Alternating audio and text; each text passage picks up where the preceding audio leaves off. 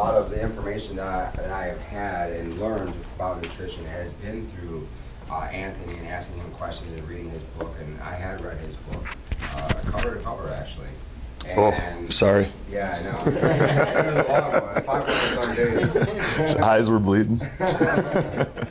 But again, thank you for coming, and I'm excited to have you here. Thank you. So, thanks. I'm excited to be here. I know all you guys are hungry, and this is kind of weird, but I broke the mic, so usually it would just hang out. But so this is pretty awesome. I mean, you guys have this contest that Mike put together for you. I think there's a lot of money to be won, and some cool prizes too. So we were talking about some of the prizes that you guys can win, and that helps. I mean, the biggest motivator here is going to be like what this can do for you, and like how your life can be better when you're looking the way you want to look and feeling the way you want to feel, and just everything's better when you have energy and you wake up in the morning and you feel good and like you want to jump out of bed. You're not like dragging and what am I going to have after lunch to get my energy going again so I can get through the rest of the day. And then you get home and like you kind of want to work out, but you got nothing left in the tank. So then you just throw on the TV and you pass out and like do it all over again. And this is kind of the way out. And like at the beginning, like anything, change is hard. And that's why it's really cool that you guys have someone like Mikey he's like, all right, what would motivate me? Cash and prizes. So, and that's added incentive, because when, you're never really going to be more motivated than when you first start. And the real question is like, what do you do when that emotion that you feel, that excitement wears off? Because it always does. At some point you're like, I don't want to eat another vegetable. I want to eat pizza or whatever. But part of what we're going to do today is we're going to talk about not just like the technical stuff of what's going to help you know what to eat, how much to eat for your body type, what that's going to help you lean out, burn fat, get more toned, and have more energy. Everything is based on helping you get healthy and look better. But we're also going to kind of walk through some real simple stuff, and I'll keep it quick because I know you're all hungry, but some simple things that will help keep you motivated when that time comes where you're like, all right, I don't feel like eating healthy today. I don't want to do this. But like coming back to why you're doing it and making it about those prizes, yeah, but about more than the prizes too, about like what this is going to do for your life and why this is important for you. So we'll cover what type of foods you want to eat, how much of them you want to eat, when you want to eat them to lose weight quickly. And not just lose weight, but be healthy. Then we're going to also talk about some other things for physical activity, ways to incorporate that into your life if you want. All of this stuff will work whether or not you exercise. If you exercise and you increase your physical activity levels, you'll get that much better results. And weight loss is not dependent on exercise. Body shaping, gaining muscle, is a little bit more so. But I'll teach you how to incorporate physical activity into your routine, ways to manage your stress so that you feel a little bit more cool, calm, collected throughout your day, and then ways to optimize your sleep so you sleep more efficiently, more effectively in less time, or the same amount of time, but you're getting more out of it. Sound good? Yes. Real great, yeah. All right, cool. And so I've got everything here. I got just some talking points, and then we'll have a Q&A at the end so you guys can ask me questions. And so if you have questions throughout, just jot them down, make a little note, and then we'll answer them at the end. Yeah, and I had asked them to Yes. have like one or two questions that maybe they wanted to ask me. I emailed them earlier today. Yeah. So that way, maybe it's like a nutrition question, maybe it's an exercise question. Yeah. Each of them, so they may have something already. Yeah. Maybe they change it as you're talking. So they just to give you. Yeah, anything I don't touch on that you guys want to know that's going to be helpful, I'm an open book, and like I want to give you guys everything that you need to help you succeed, and like I want to help you get to where you want to go. Like if this is something where you're like, it's important for me to make this change in my life, I'll give you everything you need to help get you there, at least everything that I can. And it's not necessarily going to be easy, but you'll have the tools and you'll know how to do it. All right. So a little bit about the diet and the program. And has anyone here heard of like the caveman diets or the paleo diets or some of those things that people are doing right now? Yeah. So that's a great template and a great starting place, which is basically like eat natural food that exists on Earth, the way that our ancestors ate it. And if you want to, if we're talking about what foods to eat, a good question to ask yourself, some good screening criteria is, did this food exist somewhere on Earth 10,000 years ago? And if so, did it exist in the form I'm about to eat it 10,000 years ago? So you're thinking less processed, less refined, sticking to more so things like meats, vegetables, tubers, which is a funny word, I know, and fruits. And when I talk about tubers, we're talking primarily for fat loss, like sweet potatoes, yams, squash, carrots, things of that nature, like starchy root vegetables. And the difference between what I'm going to teach you guys and the paleo diets and the caveman diets is that those diets are a fantastic starting place, and they provide a lot of great information for, I think we got the same shoes. Pretty close to it, huh? Pretty close, yeah, I like it. I like your style. All right. Close to 6 feet.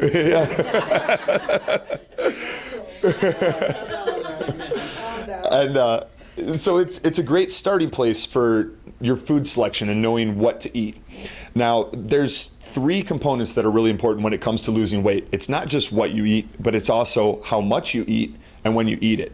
And how much you eat is going to be different for each one of you because we all have different body types and we all have different lean body masses. So what we'll do today that's going to be real helpful is, and this is where most diets don't cover, is how much do you need to be eating? Or even if you're eating all the right foods, if you eat nothing but broccoli, but you eat a ton of broccoli, it's going to be hard to lose weight. It's going to be hard to eat that much broccoli because it's got a lot of fiber, and broccoli is one of those foods that after you've had a certain amount of broccoli, you're like, all right, that's enough. But you need to know how much to eat. And then you want to know when to eat those foods. For example, if we're talking about the 4 main categories of foods, and this is something that you may want to write down, the 4 main categories of foods that we're going to have you focusing on just to start, and this is to rid your body of some of the immunogenic and allergenic foods that are in our diet that can cause inflammation, that can cause weight gain, and make it more likely that you're going to store foods as fat. To cut out some of those, the 2 biggest ones that we want to eliminate are grains and dairy.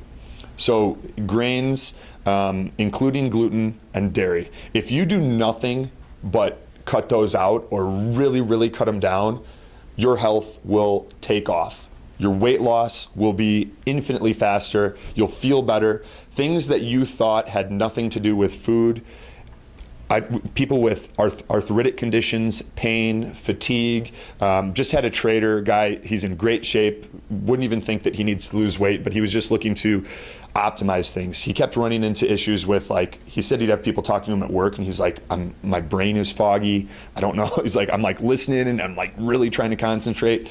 He cut out grains and dairy diligently. Like, he'd cut back on them, but he was still doing sandwiches at lunch, and if he like had to go out, he'd go to Subway and things like that, stuff that he thought was the healthier option from what he could be eating. He went really strict for like 28 days, and he's blown away at how much more mental clarity he has. He's like, all of those issues with me waking up in the morning kind of tired, people talking to me, and me feeling like I need to use every ounce of concentration in my brain to pay attention to what they're saying, he's like, gone. I'm better at my job, I feel better, my mood is better. So if you do nothing else but dramatically reduce, ideally eliminate those foods, even if it's just for like, none of these things are permanent. Think of it as like short term, and if you can set the calendar for 28 days, that is like the magic number, because it takes 21 days for the inflammation from grains and gluten and what they can do to our digestive tract to leave the body. So it's like, you cut out gluten for a couple weeks, and then you're like, man, that sandwich is looking pretty damn good, and you have it, then it's like reset 21 days to get all out of your system. So that's why people really find that like everything starts unlocking for them and opening up around that 21 to 28 day mark. So just something to think about. Again, it doesn't have to be that strict. I'm just giving you guys the best case scenario And then from there, you could be like, no chance, here's what I can do though, and you can modify. The foods that you want to focus on, and it's easier to do this rather than me tell you all the things you can't eat. Meats, vegetables, tubers, and fruits. Now, those 4 categories of foods, meats and vegetables, have relatively low or no impact on your blood sugar and your insulin. And tubers and fruits are what we call impact carbs, meaning they do cause a spike in your blood sugar and your insulin. And your insulin, most of you guys probably know a lot of this stuff, so excuse me if I'm recapping and boring you.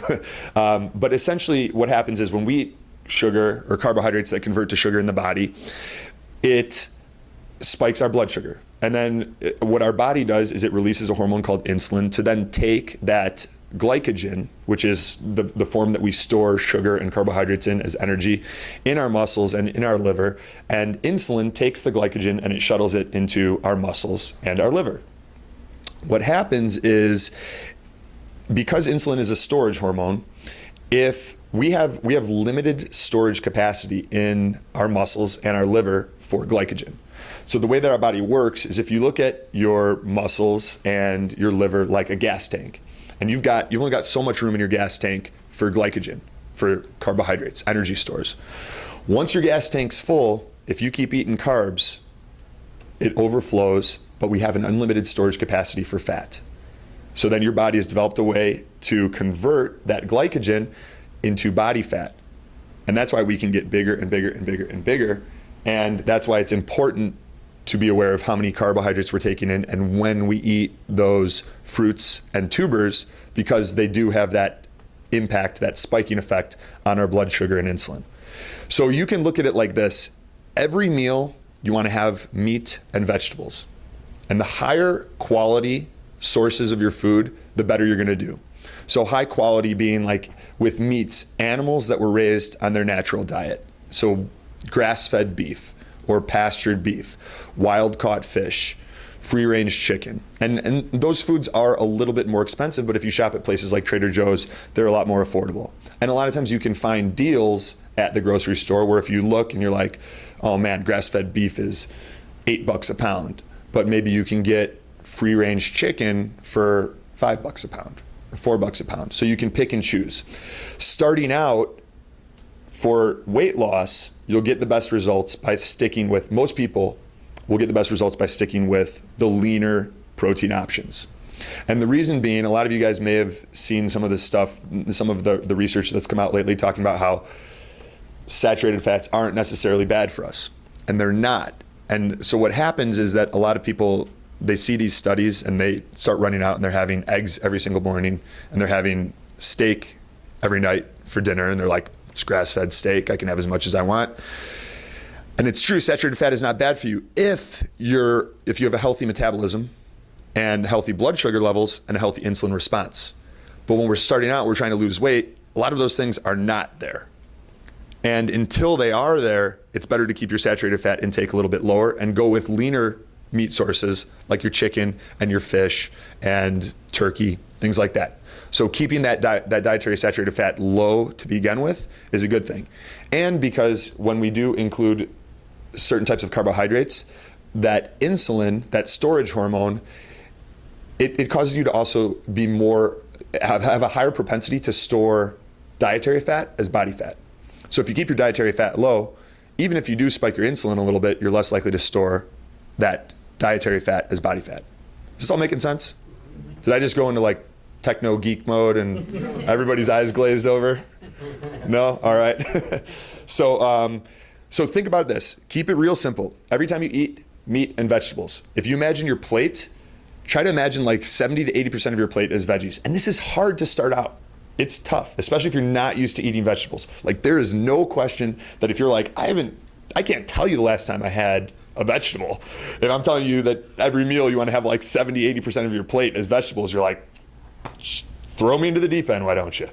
And that's totally cool. This is the best case scenario, and I want to give you the tools that we've seen help people drop the most weight. We've had so far the record in what I'm going to teach you guys and how to like put all this together, and it'll start making more sense, and you'll see like the different pieces start fitting together in the puzzle. But we've had a guy recently lose 20 pounds in 2 weeks. So in 14 days, 20 pounds, that's the record. And then a ton of people in the 15 range, and average is 7 to 12. But it's pretty good for 2 weeks if you think about that, and that's keeping it off. This isn't like a juice fast where you need to drink lemon water and choke down cayenne pepper and then poop your brains out for 14 days and then you gain all the weight back a week later. Like, this is lasting permanent weight loss. So just to give you guys an idea of what the benefits of putting all this together. So then the tubers and fruits, those impact carbs. The only times that you want to eat those, again, it's got to be alongside the meat and veggies. And the reason being, the meat and veggies keep your blood sugar more stable. They take that insulin spike that would maybe, if you just ate some fruit by itself or a sweet potato by itself, would maybe be a pretty substantial insulin spike. When you add the meat and the vegetables, it keeps it much less severe. And so that's the reason that every time you eat, you want that foundation there. And the time that you do that, the time that you allow yourself the tubers and fruits, dinner, or if you're doing a workout, you can do it 45 minutes after a workout. And the reason 45 minutes is important is because you want to do, if you can, and if you feel good doing your workouts on an empty stomach, that is the best way to maximize the amount of body fat that you store. Now, sometimes when we have blood sugar and insulin issues, if you try to work out on an empty stomach, you may feel like garbage. If you feel like garbage, then until your blood sugar and insulin and metabolism are normalized, you will probably do better by keeping your meals a little bit more frequent and by not going into your workouts completely fasted. But that's one of those things where you let your body dictate your approach. Okay? You're saying it's better to go into a workout fasting, ideally? If you Perfect feel situation. Perfect situation, you go into your workouts fasted. And we'll just kind of talk freely, so I'll mention these different things. It doesn't have to go in the order that I had it written down. Perfect scenario, you sleep in a pitch black room. You get 7 to 9 hours. You wake up in the morning. It's going out one door, coming in the other door. Ta-da! You sleep 7 to 9 hours. You wake up, you immediately open up your shades, throw on your shoes, and this is something that nobody wants to do, myself included. Last thing I want to do in the morning is throw on my shoes and get outside. So what I tell clients and what I do myself is it's a 5-minute rule. I'm like, I got to give myself 5 minutes outside to get moving, get out in the sun. I wear as little clothing as possible, so most of the time it's just a banana hammock. Kidding, but get as much of your skin as possible exposed to the sunlight. Get your circadian rhythm normalized, so you're getting used to waking up and getting your day going immediately. It saves you hours that you could otherwise drag throughout the day, and you move your body. If you can jog, jog. If you can't jog, do what you can do. If that's walk fast, walk fast. If you're walking, walk as fast as you can walk. Get your heart rate up. Get yourself tired. You want to be sweating. You want to be breathing heavy. You want to get your body going. And eventually you'll be able to jog.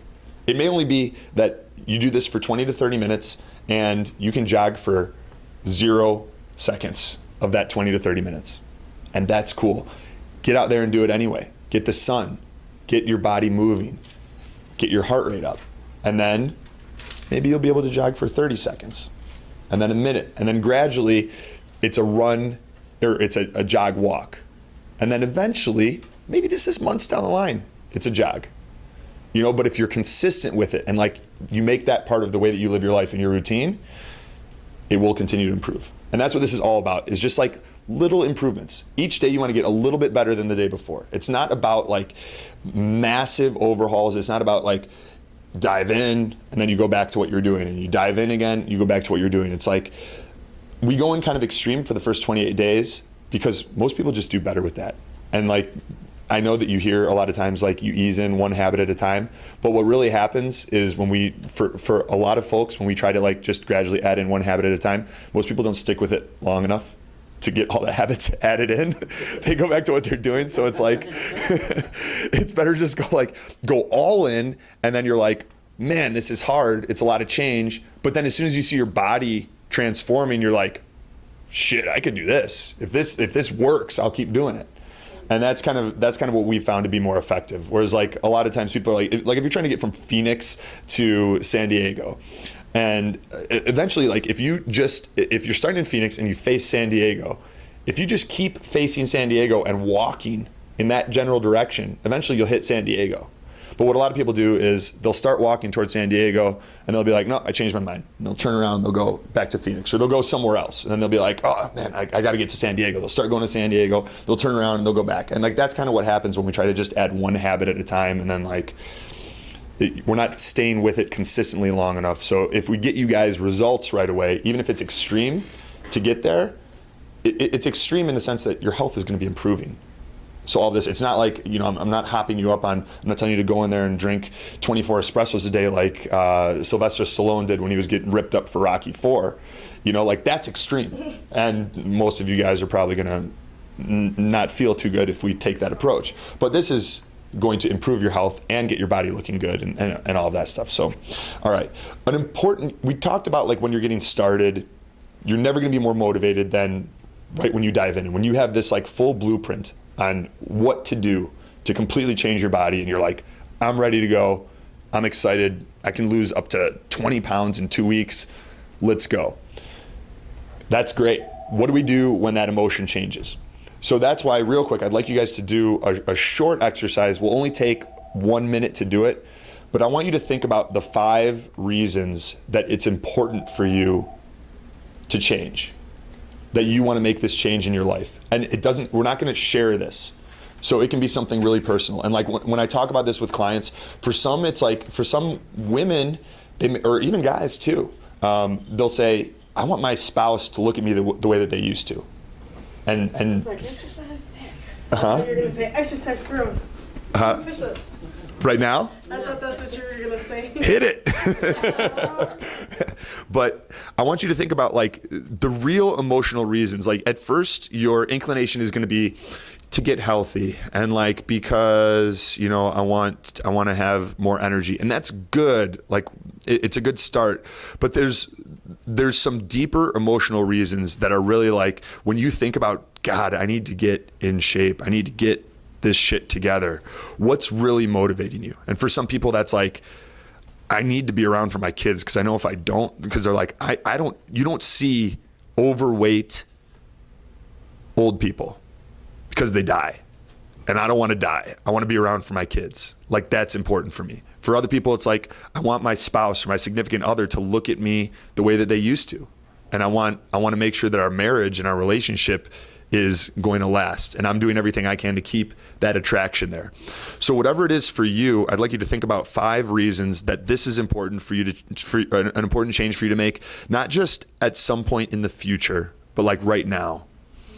And like while you guys write this, so let's all write that down, and we'll write them down for you. You're not going to share, so it can be as personal as you want, but it's going to be important for you to know and be able to go back to this when you hit that point where you're no longer feeling the same emotions and excitement, and eating of vegetables like the last thing you want to do. Coming back to your why and these specific reasons is going to be a big part of keeping you motivated and being like, okay, yeah, that's why I'm doing this. So while you guys write, I'll tell you a fun story.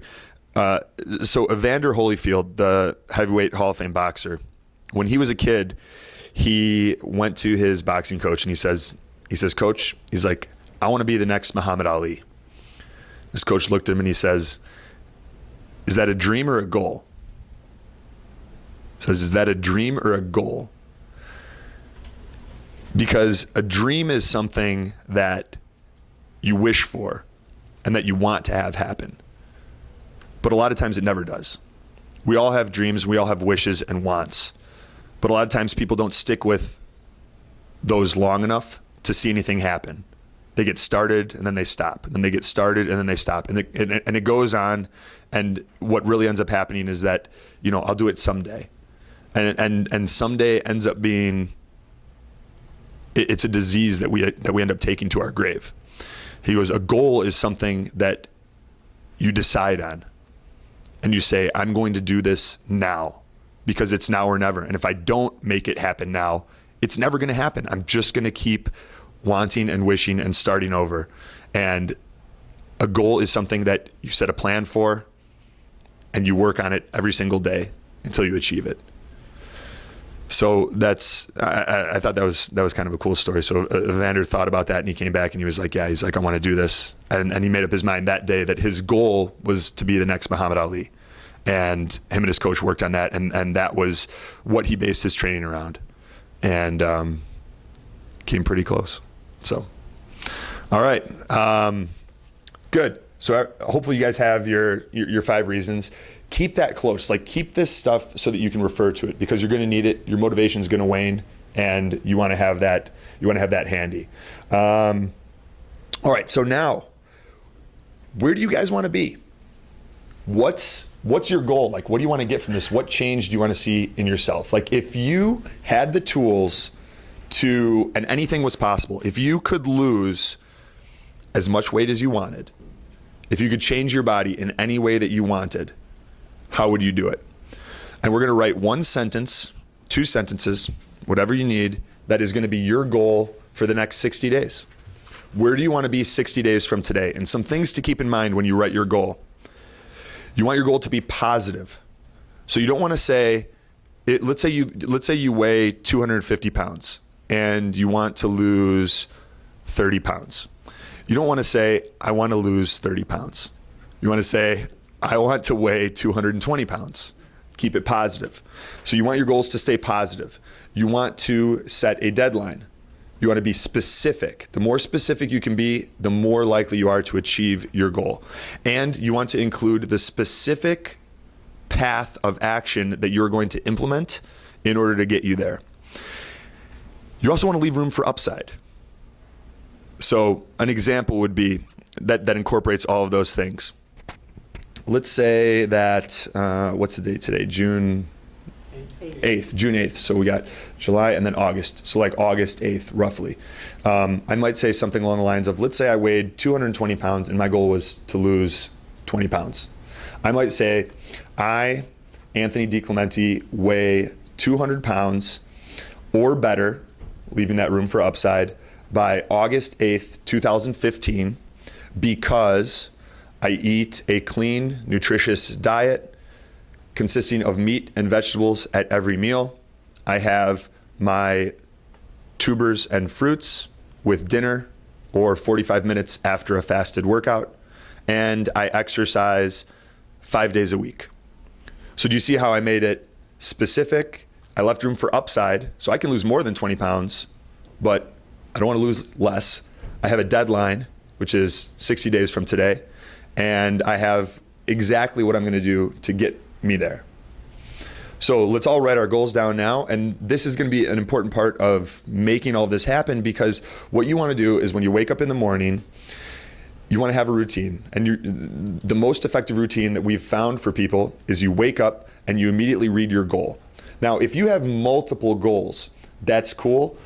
Don't try to read all of your goals every morning right when you wake up, because eventually you'll be like, I don't have time for this. And you'll stop reading your goals entirely. So yeah, exactly. I sat here reading my goals the whole time. Sat in my 8-hour chair reading my goals all day.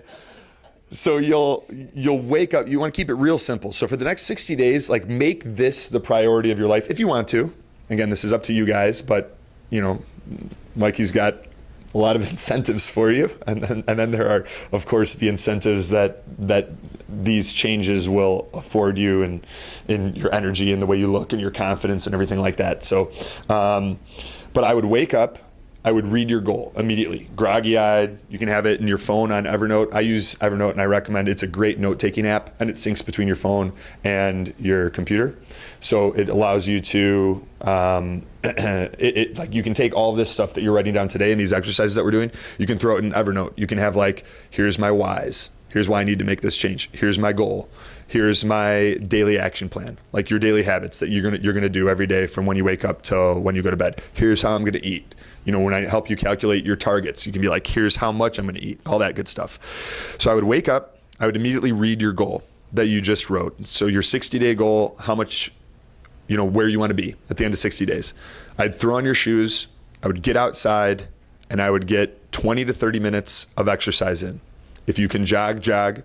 If you can't jog, walk as fast as you can walk and get your heart rate up, get yourself tired, get yourself breathing heavy, get yourself sweating profusely. And I will be providing you guys with some other cool resources that you can also utilize during your 20 to 30 minute exercise time. And just by doing it in the morning too, not only is it going to energize you so that you have more mental focus and energy throughout the day, but you're already fasted because you've been sleeping for, you know, hopefully 7, 8 hours, and you haven't eaten that whole time. So it makes it real easy to get your fasted workout in. Whereas if you're doing it later in the day, it's like, all right, so I ate lunch at 1, and then that means I got to wait 4.5 or 5 hours to work out. And then, you know, it just gets a little bit more complicated. So that would be my recommendation. Cool. Is this all making sense? Yes. Yeah? All right. I'll try to speed things up because I know we're hungry. Everyone forgot about being hungry, Anthony. Did they? Yeah, it's so engaging. I could listen to you talk about nutrition for days. All right. Where are we at? Good. We got that. Sleep tonight? Huh? You need a place to sleep? I appreciate it. Thank you. I may. Depends how long we're here. I got no phone. Okay. Mike had talked about this.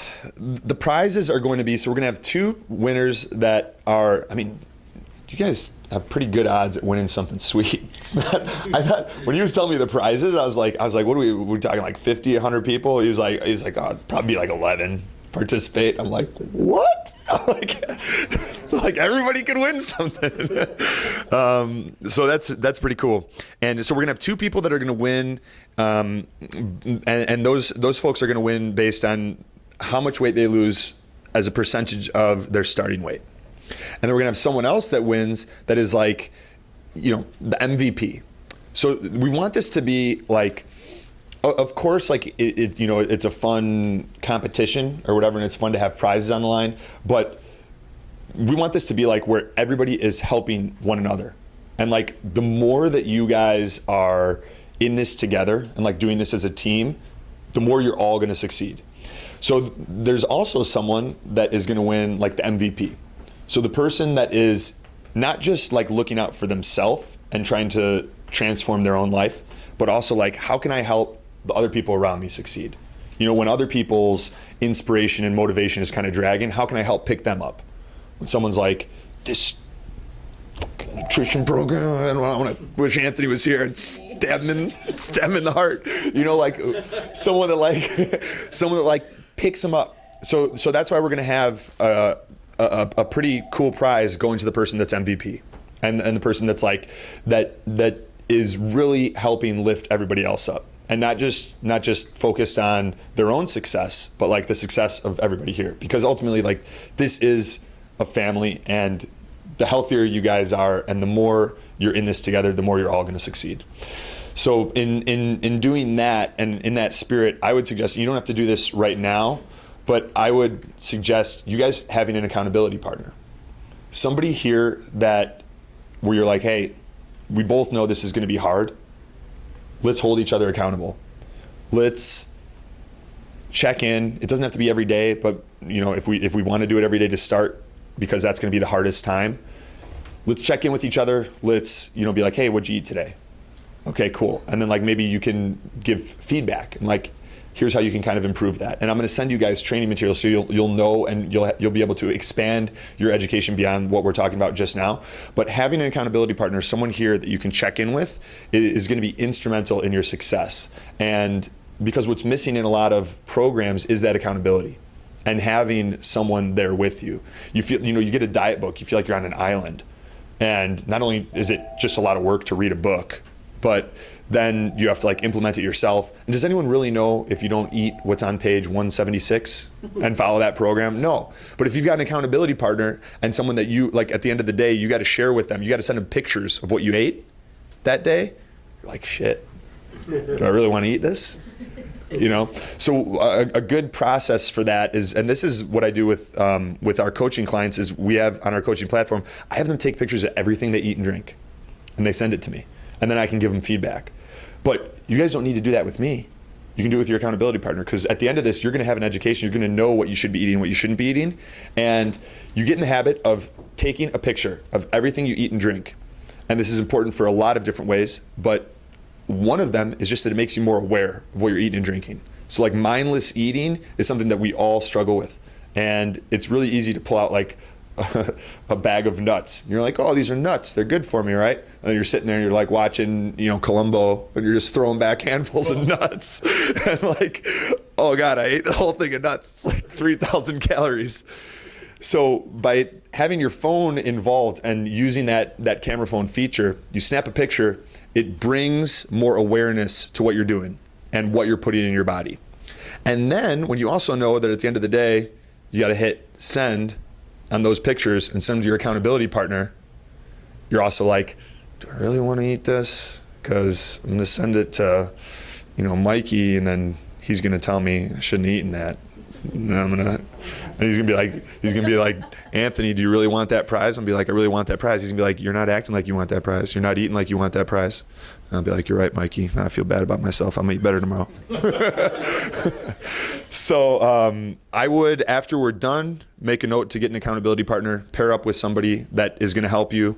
And again, these are things that, because the motivation wanes, and like, the more that you can link up with other people, like there is strength in numbers, and having that tribe and that community is going to be instrumental in your success. And like trying to do it alone, it makes it a lot harder. Okay, all right. Good. All right, so what to eat, when to eat it, covered. How much to eat? You guys want to know how much you should eat to burn fat? Look good? All right, we'll do this real quick. Who likes math? Mikey likes math. Mikey likes math if it's bank account numbers going up. If it's hail, the register ringing. All right, so how much to eat? And these are strategies that we use in our program based on what fitness competitors, models, and natural bodybuilders use, so that they know exactly how much they need to eat in order to lose weight. Now, you guys have probably heard that calories don't matter, right? It's the food you eat. Calories don't matter.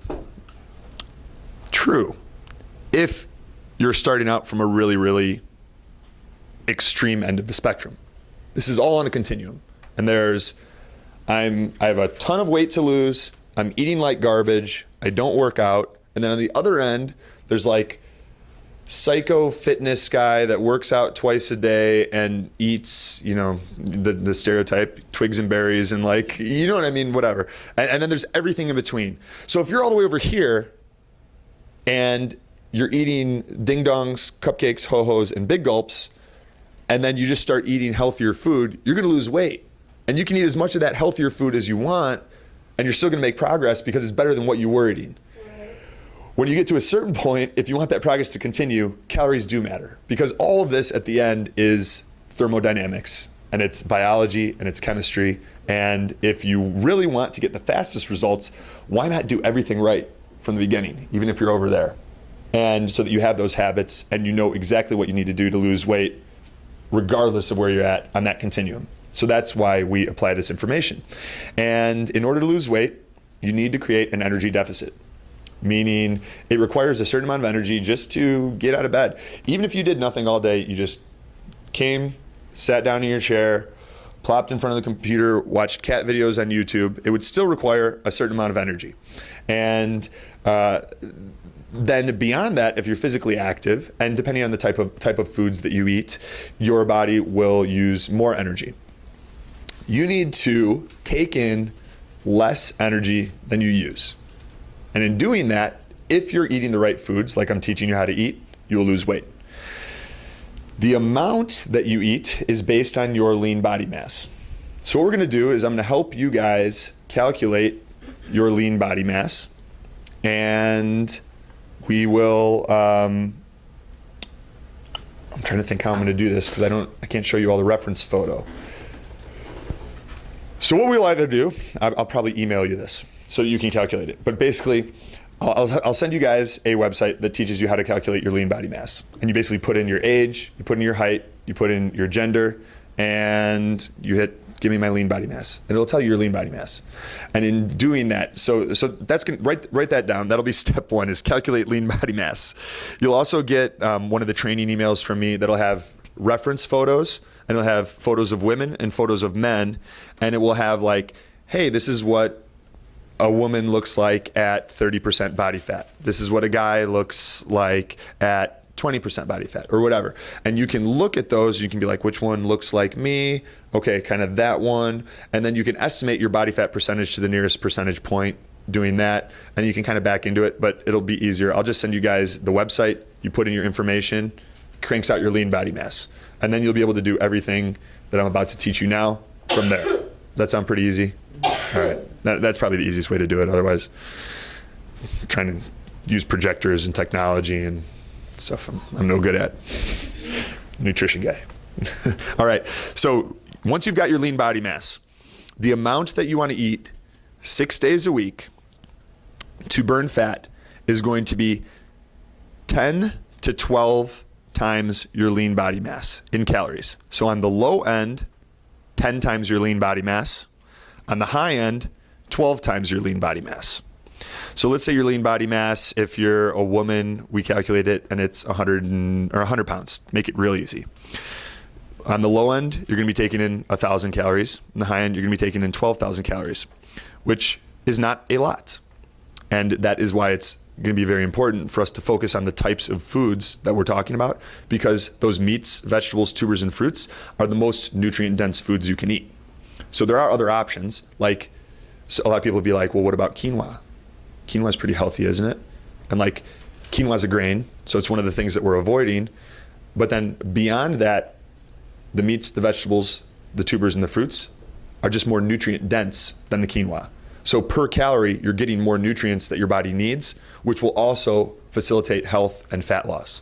And that's why we're really focusing on these foods, cutting out the bad stuff, keeping the good stuff, because we're not taking in a ton of calories because we're really focused on making sure we're getting that energy deficit. Does that all make sense? All right, so 10 to 12 calories per pound of lean body mass is going to be your daily calorie target. You're doing this 6 days a week. Then, and make sure that you know that this is 6 days a week that we're doing this. Then your protein target is going to be on the low end, 0.7 times your lean body mass. And on the high end, 1 times your lean body mass. So if your lean body mass, and going back to that example, is 100, then your protein target on the low end would be 70. I don't recommend going under 90. Because you make it, you want at least 30 grams of protein per meal, even for women. So if you're a woman and you calculate that your lower end of your protein target is like 70 grams a day, I would still make the floor 90. You'll just get better results. And then the high end would be 100. So like 90, I want 90 to 100 grams of protein a day. Carbohydrates. Most of the time, women are going to be 50 to 75 grams of carbohydrates. Men are going to be 65 to 100 grams of carbohydrates. Fiber, and this fiber is coming pretty much entirely from plants, mostly vegetables, some of the tubers, maybe a piece of fruit. I would hold off on the bananas. They're the most fattening. Come in. They're the most, bananas are the most problematic for weight loss. And focus more so on like low sugar, nutrient dense berries. In the fruit category, you'll do better. But yeah, I don't remember where I was going with that. Fiber. Thank you. 30 to 40 grams of fiber a day. And again, a lot of that's coming from all those veggies that we're putting on our plate. That sounds super exciting, I know. So yeah, 30 to 40 grams of fiber a day, which is a lot. It's a lot of fiber. And then your water target. This is the one where we don't use your lean body mass, we use your actual body weight. So your water target is going to be 0.55 times your actual body weight on the low end, and on the high end, 0.7 times your actual body weight in ounces of water per day. You know how we were talking about your morning routine and waking up, read your goal, throw on your shoes, get out there, even if you don't feel like doing it. 5-minute rule. I got to do this for at least 5 minutes. If I still want to take off my shoes, climb back in bed, I can do that, but I got to give it at least 5 minutes. In there, I would also rehydrate immediately in the morning with, and try to like front load your water intake. So if you need to drink 128 ounces of water in a day, which is a gallon, and you wake up and you knock out 30 of that, makes it a lot easier to sip water throughout the day, as opposed to it gets to like 7 p.m. and you realize that you still have 80 ounces of water left to drink and you're slamming water and then you're up all night and you pee the bed or whatever. So I would wake up and I would make part of that like, and in doing this, like have your daily routine. This is something else that you're going to want to write down, and it can be, it can be here. I would have a running list, whether it's on your phone or in Evernote, where it's like, okay, I wake up, I read my goal, then I drink 30 ounces of water, then I throw on my shoes and I do my 20 to 30 minutes outside jog or really brisk walk or whatever it is. And then 45 minutes later, I eat my first meal of the day, which includes meat and veggies, and maybe I'll have like an apple or something and like, so you've got this, and it's like, it sounds ridiculous, but having this checklist, it's so hard to make changes in our life and our routine when we're doing multiple changes at once. You want to like make it as easy as you can on yourself, and having a checklist from when you wake up to when you go to bed is the easiest way to do that. Okay, so that's your daily targets, and then 1 day a week you are going to spike your calories. And the reason we do this is to reset our thyroid hormone, our leptin, all of your most critical fat burning hormones. You want to reset them because the body starts to down-regulate and decrease those things when you decrease your calorie intake, when you keep it low. So 1 day a week, you eat 1.5 to 2.5 your calorie numbers and your carbohydrate numbers to kind of keep everything happy and healthy and make sure that your body doesn't, and it helps prevent the rebound weight gain that a lot of people experience, where like their metabolism just they lose weight, but their metabolism is getting slower and slower and slower and slower and slower. And then they eat like a 5-year-old girl and blow up because they've ran into the ground. This 6 day on, 1 day off approach helps prevent that from happening.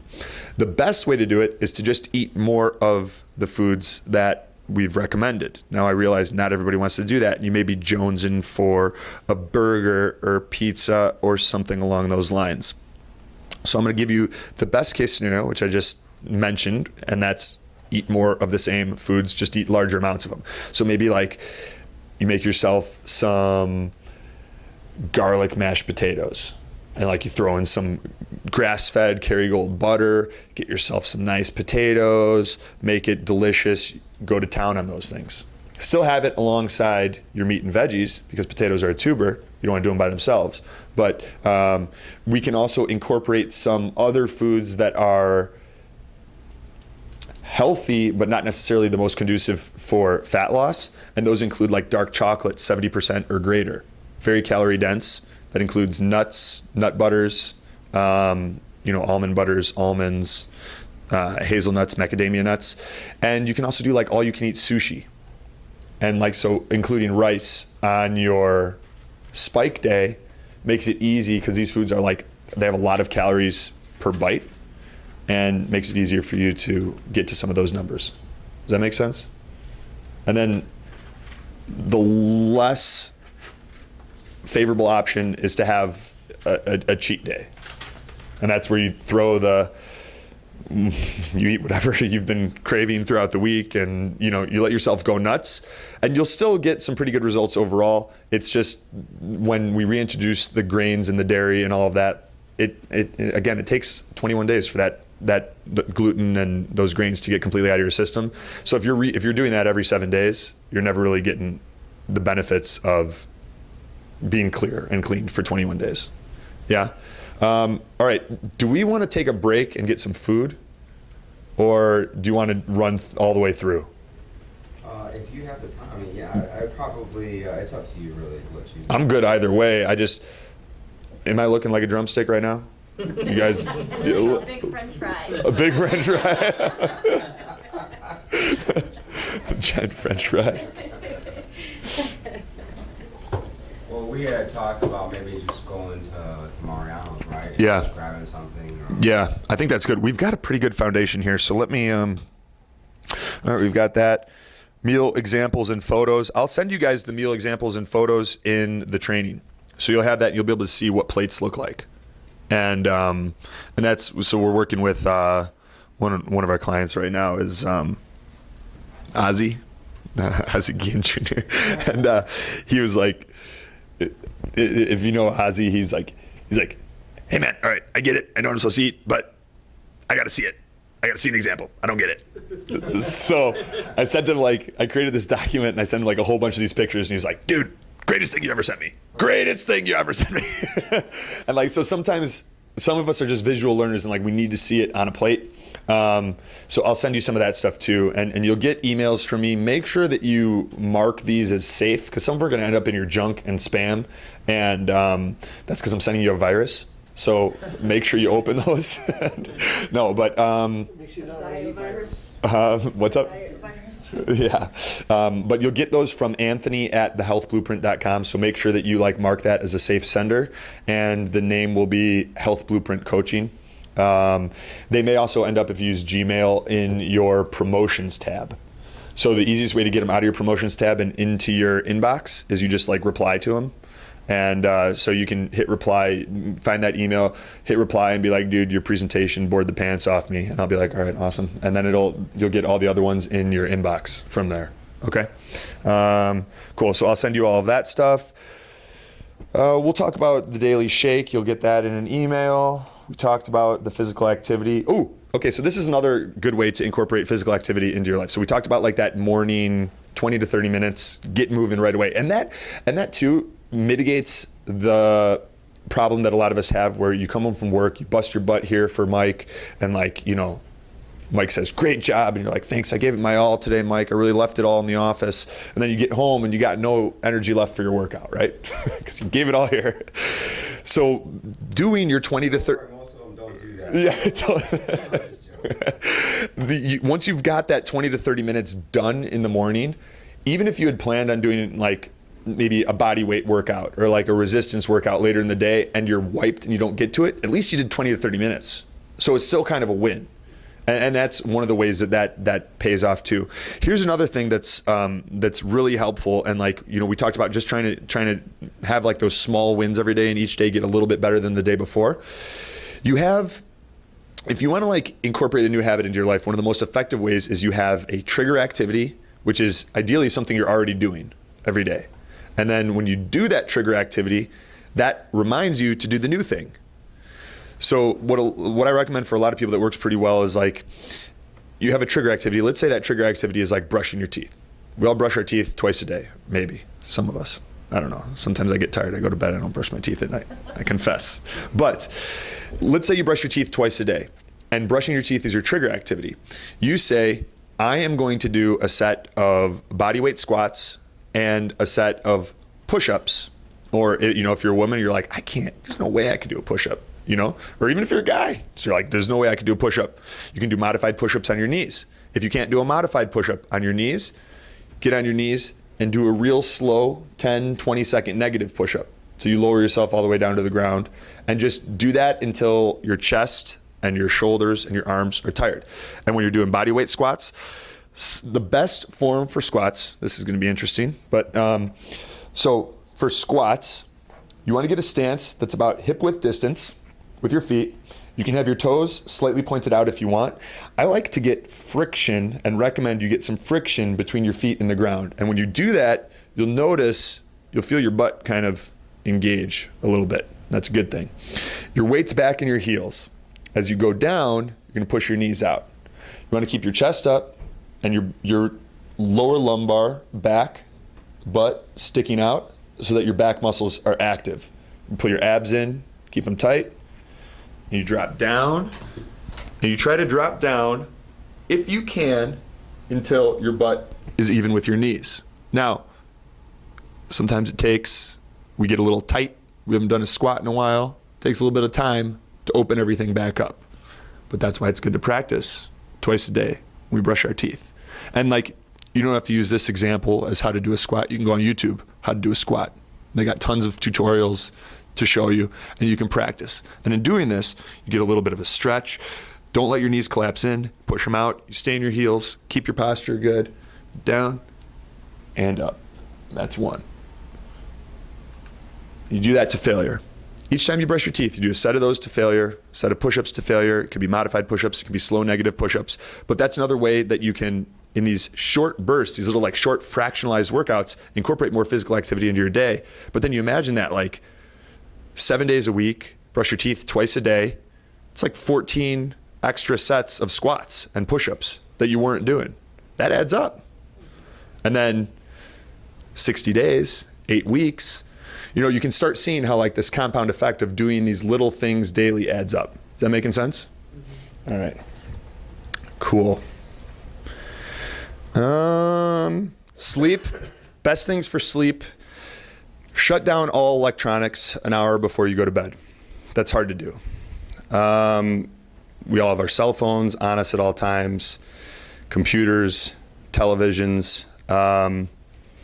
There's an app for your computer that you can download called Flux, F.lux. It's a free download. It blocks the blue light, which interferes with melatonin production.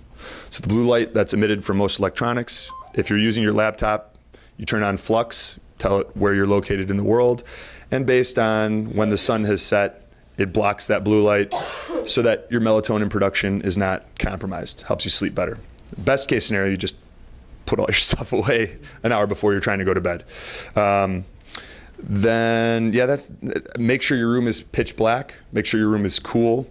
So keep it under 70 degrees. That sweet spot is usually 67, 68 degrees for most people. But if you like it a lot cooler, make it cooler. It's where you're going to sleep best, and keeping it cool helps to slow down your body. Some other things you can do, and I'll have this in one of the trainings that I'll send you guys, is if you got a boyfriend, girlfriend, husband, wife, give each other a little bit of a massage. Even if it's like 2 minutes, that massage and, what was that? Was that appropriate? The massage has been shown to trigger the parasympathetic nervous system, which helps you to relax and sleep better. If you don't have someone to give you a massage, and this is covered in the training email, you can use a lacrosse ball. You can use a foam roller, get that into your glutes, your back, find some of those tight spots, spend 1 minute just doing that right before you go to bed. You'll be way more relaxed, you'll sleep better. So pitch black room. I recommend getting an eye mask too on top of that. So blackout shades, eye mask, keep it cool. Shut down all of your electronics an hour before. If you want to do like a minute, 2 minutes of some form of massage or soft tissue work, myofascial release, I'll send you how to do that in the training email, and all of that will help you sleep a lot better. And then as soon as you wake up, you rip the shades open, you throw on your shoes, you're going to be like, F Anthony, I don't want to go outside, do it anyway, and get outside for 20 to 30 minutes. Get your movement, get your sun. Cool? All right.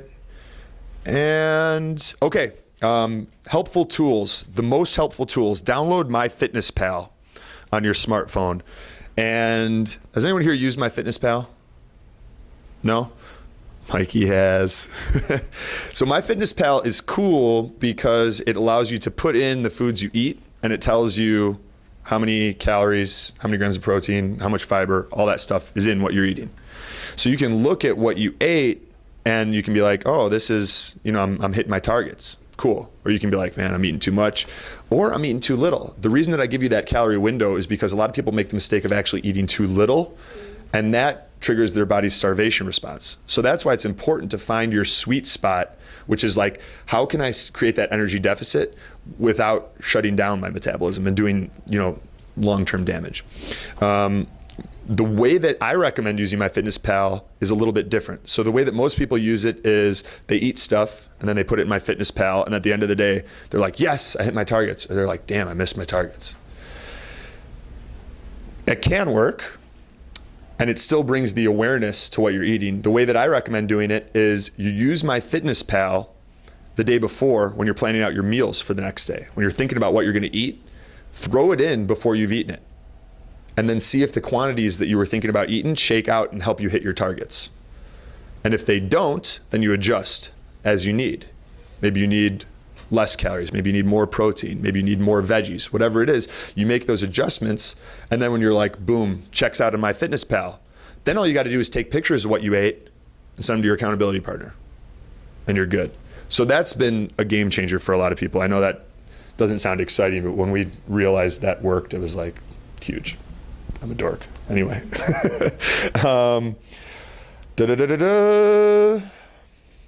Anybody here smoke? Yes? There's a good app called Quit It that like a lot of people rave about. Okay. So I'd check that out. Not that you have to quit smoking. But nicotine, including the patches and the gum. So my dad has Parkinson's. And as a result, I've really studied Parkinson's prevention and things that I can do to minimize